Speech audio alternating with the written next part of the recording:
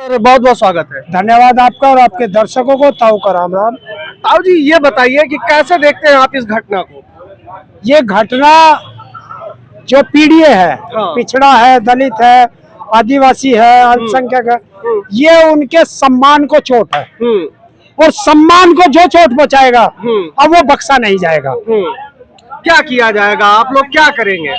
नहले पर दहला होगा। देखिए उन्होंने पीटा, रात भर चोटी काटी, टकला बना दिया, बाल छिलवा दिया, पेशाब से उनका शुद्धिकरण करवा दिया। क्या कहेंगे आप? अब पेशाब से शुद्धिकरण होने लगा, गंगा जल खत्म हो गया।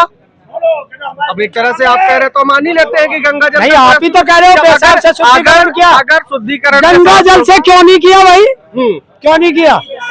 क्योंकि गंगा में अखिलेश यादव ने डुबकी लगा ली थी।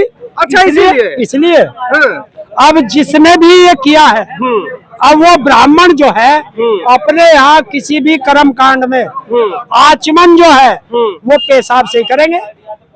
पेशाब से करेंगे, लेकिन जो नियम है वो तो गंगा जल का है। गंगा जल तो विशुद्ध हो गया, क्योंकि एक पीड़ित का एक व्यक्ति वो गंगा में हरिद्वार में भी नहा लिया और प्रयागराज में भी नहा लिया, तो अब किस चीज से करोगे? आज सवाल भी तुम्हारे होंगे और जवाब भी तुम्हारे ही होंगे। अच्छा, एक चीज आप ये बताइए कि जिस तरीके से उन्होंने एक तरीके से प्रभुत्ववादी लोगों ने इस तरीके का घटना अंजाम दिया, और एक सिर्फ गुनाह क्या था कि वो लोग पिछड़े होकर कथा वाचन कर रहे थे। अरे हम इसी चीज को तो कह रहे हैं कि अपने बच्चों के हाथ में कलम दो, कलम। क्योंकि अगर शिक्षा तुम्हारे पास होगी तभी तुम इनके सामंतवादी उसको तोड़ सकते हो। अकेले अकेले नहीं तोड़ पाओगे, एक साथ आ जाओ। अखिलेश यादव ने जो पीडीए बनाया है ऐसे ही नहीं बनाया, बहुत सोच समझ के बनाया है। और जब पीडीए एक साथ मिलता है तो इन सामंतवादियों को पीड़ा बहुत देता है। और ये पीड़ा ऐसे देता है जैसे किसी के बवासीर का होती है ना, उसके दर्द तो बहुत होता है पर वो बताता नहीं। अच्छा, अगर हम चीज कहेंगे, जिस तरीके से कहा जाता है कि देश संविधान से चल रहा है और चल भी रहा है, और लोग कह रहे हैं कि अब ये जो है, ये जो घटना है, ये कहीं ना कहीं मनुस्मृति की जो संविधान के रक्षक बने हुए हैं वही संविधान के भक्षक बने हुए हैं।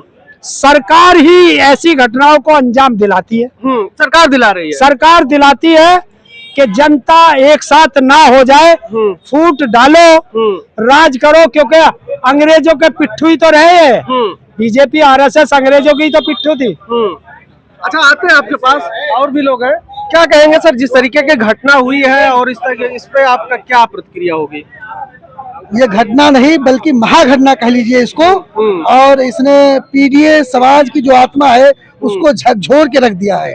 और जब से प्रदेश में ये सूचना देखी गई है तब से पीडीए समाज में एक बॉन्ड फेविक्विक तरफ मतलब एकजुटता दिख रही है। मतलब सभी लोग एकजुट हो रहे हैं। जो कहीं से भी थोड़ा अलग हो रहा था पीडीए से, लोग पीडीए को समझ के आ रहे हैं कि आज अगर उस कथावाचक यादव का अपमान किया गया, उसके बाल काटे गए, उसकी चोटी काटी गई और उसको मारा गया और उस पे अपने मूत्र से महिला के मुंह से उसको शुद्धिकरण किया गया। क्या ये गंगा जल जो है वो मान लिया जाए कि कुछ नहीं है, सिर्फ जो है एक पेशाब से ही शुद्धिकरण होगा? गंगा जल आप कहते, माननीय राष्ट्रीय अध्यक्ष जी जब आवास से निकले थे तो यहाँ पर उसको गंगा जल से शुद्ध कराया गया था। गंगा जल, एक बाल्टी गंगा जल और एक सीसी गौमूत्र डाल के इन पाखंडियों ने, संपन्नवादियों ने, इन्होंने शुद्ध करवाया था। और जब यही राष्ट्रीय अध्यक्ष जी अभी गंगा में जब डुबकी लगा लिए तो वह भी तो जल अपवित्र हो गया। अच्छा, इसीलिए पेशाब से करना बिल्कुल। और जब ये अपने घर में पूजा पाठ करेंगे, अपने स्वयं के घर में, जब ये, क्योंकि पीडीए बुलाएगा नहीं इनको, जब अपने घर में ये जब पूजा पाठ करेंगे तो अपने घर में अपने ही पेशाब से शुद्धिकरण करने का काम करेंगे भगवान का। अच्छा, आप इस घटना के पीछे किस वजह क्या मानते हैं? ये माइक किसकी है? ये माइक आपकी है ना। अगर ये माइक आपसे मैं छीनूंगा तो दर्द किसको होगा? तो ये जिस परंपरा को अपनी बाप की बपौती बनाए हुए हैं बरसों से, आदि से, उस पे अगर कोई पीडीए समाज का और दलित समाज का अगर वो जो पढ़ेगा वही पंडित कहलाएगा, जो ज्ञानी वही पंडित। तो आज अगर पिछड़े दलित समाज के लोग पढ़ लिख करके अपने समाज में कथा कह रहे हैं तो इनके पेट में दर्द क्यों हो रहा है? दर्द इनकी कमाई से हो रहा है कि हमारी रोटी कमाई का क्या होगा? उनका धंधा छीन लेंगे तो दर्द नहीं होगा। धंधा किसी का कोई नहीं है। कोई हमको बताए संविधान में कहाँ लिखा है कि उनका वो धंधा है? अगर है तो वो रजिस्टर्ड करवा ले कि हमारा काम सिर्फ पूजा पाठ का है, फिर नौकरी से, रोजगार से, राजनीति से सब कैसे हो पल्ला झाड़ ले। एक सवाल अभी हम आपसे और करेंगे कि क्या लगता है कि मतलब जो संविधान, आपने कहा संविधान में तो अधिकार दिया गया, संविधान के हिसाब से कोई भी जो पढ़ा लिखा व्यक्ति है वो जो चाहे इच्छा कर सकता है, किसी धर्म को मान सकता है, पूजा कर सकता है, किसी की अर्चना कर सकता है, तो क्या ये मान लिया जाए कि अब वो लोग संविधान को नहीं मानते थे जिन्होंने हमला किया है और जिस तरीके से अपमानित किया है? वो लोग बिल्कुल संविधान को नहीं मानने वाले लोग हैं। बार बार आप देखिए कितनी बार संविधान की प्रतियां जलाएंगे। वो लोग मनुस्मृति को मानने वाले हैं और हम लोग बाबा साहब को मानने वाले हैं और उनके द्वारा लिखे हुए संविधान को मानने वाले हैं। मुझे खुशी हो रही है और जो ये जो कृत्य इन्होंने कल 22 तारीख को इटावा में किया, इसका ये लाभ नहीं ले पाएंगे। वो सोच रहे थे कि मैं जिनकी चोटी काटूंगा, जिनके बाल काटूंगा, जिनपे मनुष्य का मुंह तो छिड़क के शुद्धिकरण कराऊंगा, उनकी कथा कोई सुनेगा नहीं। लेकिन उनको ये नहीं पता था कि पीडीए के भगवान आदरणीय श्री अखिलेश यादव जी दिल्ली उत्तर प्रदेश की राजधानी लखनऊ बैठे हुए, वो जिसको चाहे जमीन से उठा करके सुपर स्टार बना दे। आज सभी लोग कथावाचकों को बुलाया गया वहाँ पे, वही उसमें यादव समाज के नहीं और समाज के भी लोग थे और एक तो बालक था जिसकी आंखें नहीं थी जो ढोलक बजा रहा था और माननी जी ने उनको नई ढोलक और उनकी हारमोनियम सब नए उनके वाद्य यंत्र खरीद के दिए और उनको लाखों लाख रुपए लोग उनको इनाम दिए, सम्मान से दिए। आज उनको अभी तक तो उनको केवल इटावा जानता होगा, कानपुर जानता होगा, लेकिन आज की घटना के बाद उनको पूरा हिंदुस्तान जान जाएगा कि कोई कथावाचक था। वो बड़ी बड़ी कथाओं में जाएंगे, उनका सम्मान होगा और मैं भी चाहूंगा कि उनको अपने कथा में बुलाऊं। क्यों न मैं यादव होकर के यादव से कथा सुनूं। भगवान मेरे जिनकी कथा कही जा रही वो भगवान मेरे और सुनने वाले हम लोग, सुनाने वाले वो लोग, ऐसा हम भी उनको, हम लोग सब समझ गए हैं और सभी लोग समझ गए हैं। अब इनका अगर ये पीडीए समाज के लोग कथा भागवत सुनना बंद कर दे, कथा भागवत सुनना बंद कर दे तो यकीन मानो ये लोग रोड पे कटोरा लेकर के, जो कटोरा इनके हाथ में पहले था वही कटोरा हाथ में इनके आ जाएगा, ये पुराने धंधे पे आ जाएंगे। चलिए हम बात करते हैं, और भी लोग हैं, क्या कहेंगे सर जिस तरीके से इस घटना को, ये घटना हुई है और जिस तरीके से एक तरीके से उबाल देखने को मिल रहा है पिछड़ों और दलितों में खासकर, क्या कहेंगे? आपको एक कहानी बताते हैं अतिथि रामानंद सागर जी की। भगवान श्री कृष्ण जी जब जंगल में लकड़ियां काटने जाते हैं तो उनके साथ एक सुदामा नामक व्यक्ति जाता है। भगवान जी को भूख लगती है, सुदामा जी पीछे चना चबा रहे होते और भगवान जी पूछते हैं कि ये सुदामा क्या खा रहे हो, हमको भी दो। लेकिन चना तो बरसात की चढ़ते वो गिर गए। तो सुदामा कल भी धोखेबाज था, सुदामा आज भी धोखेबाज है। वो नहीं चाहता है कि पिछड़ा दलित आगे बढ़े, जबकि ग्रंथों में लिखा है जो कोई ज्ञाता होगा वो कर सकता है। मगर यहाँ पर आप भारतीय जनता पार्टी से मैं ये पूछना चाहता हूँ कि क्या अब यादव जो है वो हिंदू है कि नहीं है, पहला। और इन्होंने हिंदू के नाम से वोट मांगते हैं।